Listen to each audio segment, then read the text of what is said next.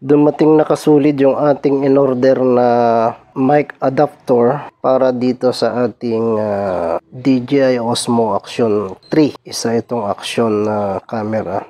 Bali, ito yung ating unang in-order sa Shopee, itong adapter na ito. Ang problema dito mga kasulid ay hindi pala siya compatible. Try natin saan ipakita ko sa inyo. Saan natin dito? Nandito yung niya, USB Type-C port, and then i-connect natin itong adapter na ating binili. Kailangan tanggalin ko muna ito mga kasulid. I-push nyo lang pataas ganun para matanggal. So ayan mga kasulid, dapat may lalabas dito na icon ng microphone dito sa part na ito. So ibig sabihin kapag walang lumabas dyan mga kasulid ay hindi ito gumagana. So kaya umorder ulit tayo ng kaya naman kasi natin ito in-order mga kasulid ay dahil mayroon siyang charging port dito. Pwede sana natin itong gamitin, pwede natin sana siyang i-charge kahit ating ginagamit kasi mayroon siyang charging port dito. Ang problema, hindi pala ito compatible para sa DJI Osmo Action 3. So sana ay makatulong ito sa inyo, itong vlog na ito. So ang ginawa natin mga kasulid ay umorder tayo ulit kay M3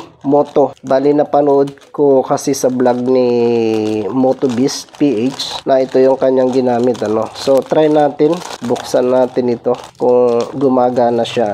Sana gumana. Try nating isalpak. Pag nagkaroon ng icon niya kita niyo na mga kasulid, nagkaroon na siya ng icon ng microphone. So ibig sabihin gumagana siya dito sa ating DJI Osmo Action.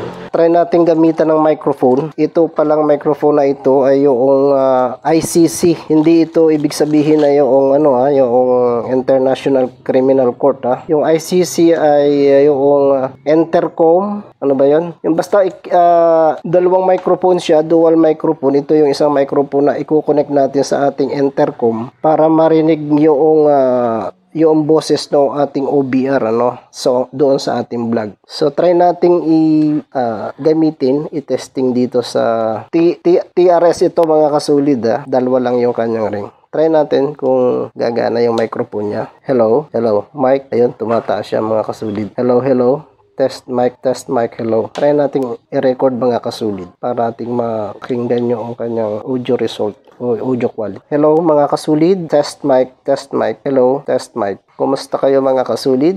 Testing microphone lang tayo mga kasulid. I-test natin kung maganda yung audio nitong ating microphone na binili kay Grip Moto, saka yung microphone adapter na binili natin kay M3 Moto. Hello mga kasulid. Meron pala siyang volume adjuster.